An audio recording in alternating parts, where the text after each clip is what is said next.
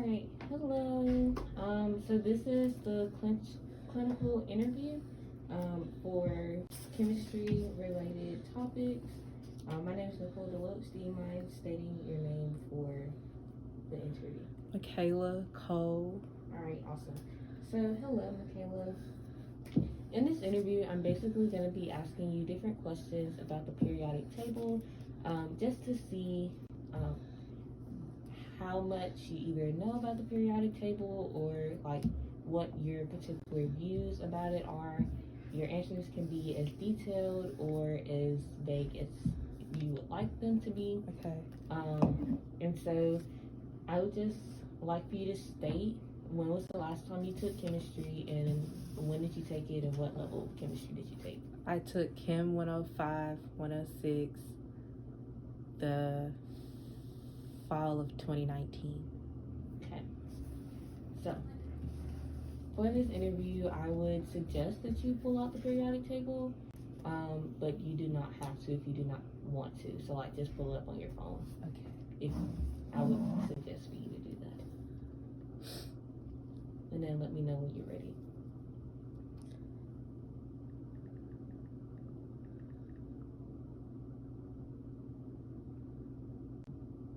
Okay. Okay, I have one. All right. So, what are the most significant portions of the periodic table to you?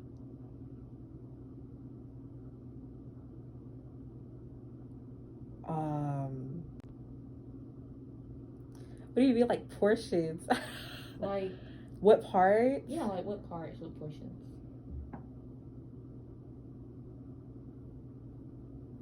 I guess like the first 2 or 3 rows, just because those are like elements you see more often. Yeah.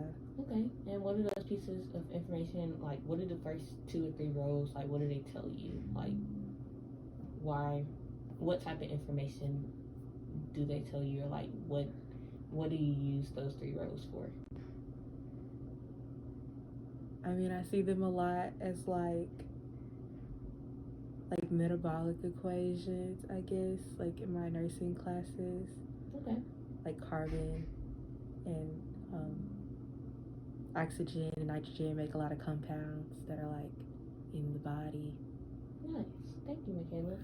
All right, so the second question is, how would you explain the difference between covalent and ionic bonds, and how would you identify them to a non-chemistry student?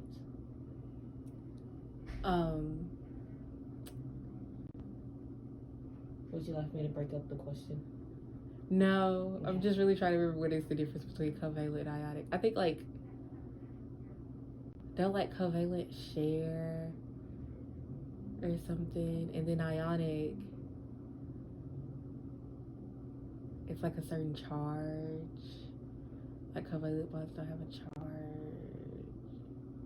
Okay. That's all I got. Okay. Yeah. And how would you like describe them or identify them to a non-chemistry student? Like a student that doesn't take chemistry. It's okay if you. I think I would have to be the person that's having, need to be identified, because I don't think I could identify them myself. Okay, that's okay. So the third question is, how do you explain the difference between covalent and ionic bonds, and why are they significant when looking at chemistry as a whole?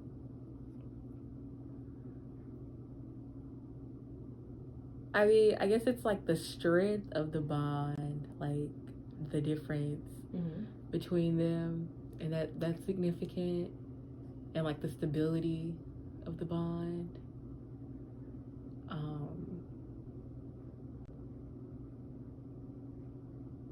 What was the second part of the question?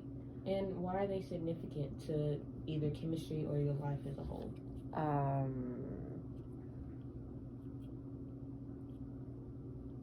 Yeah, I guess like the strength of the bond, like knowing.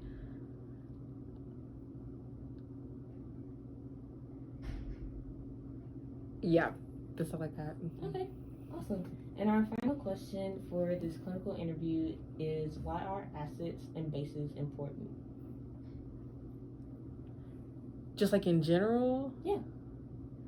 Because like certain things, like whether it's like other elements or like in your body, like function at different pHs and whatnot, and so you need like acids, knowing acids and bases and knowing the difference between them and like understanding them are important because it can help you understand what like type of environment things work it well. And like if you understand the difference between an acid and a base, and you can understand like an acidic environment and how to like maintain an acidic environment for like certain like microorganisms, or to maintain a certain acidic environment to like help those microorganisms not survive or whatnot. Yeah, absolutely. So thank you so much for answering all of our questions. The reason why I did not tell you what this assignment is in the beginning is because I kind of wanted you to go in with the prior knowledge that you had. But basically, this assignment is a novice versus an expert type of assignment where I interview someone who is considered a novice, and seeing that it's been maybe a year and a half or almost 2 years since you've taken a chemistry course, I kind of identify you as a novice in like chemistry and things like that. So we are trying to tell the difference between a novice and an expert and see how they would answer the questions differently and all of that. So thank you so much for participating, and yes, this interview is over.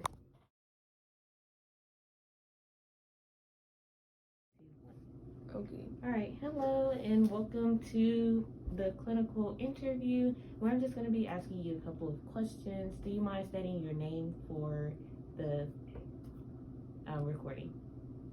Sure. Hi, my name's Adela Harvey. All right, hello Adela. So, do you mind telling us when was the last time you took a chemistry course and what level was it? Currently I'm taking Organic Chemistry 1, and I don't remember what level, but yeah. Well, organic chemistry, that is the level. The first semester. Yeah. All right, perfect. So, I'm going to be asking you questions about the periodic table. As I stated, prior to hitting the button for the recording, I suggested that you pulled up the periodic table. So the very first question is, what are the most significant portions of the periodic table to you, and what do those pieces of information tell you? I really like halogens. Okay, and what does it tell you? So, I'm not really sure how to answer your question, to be honest. What do you mean?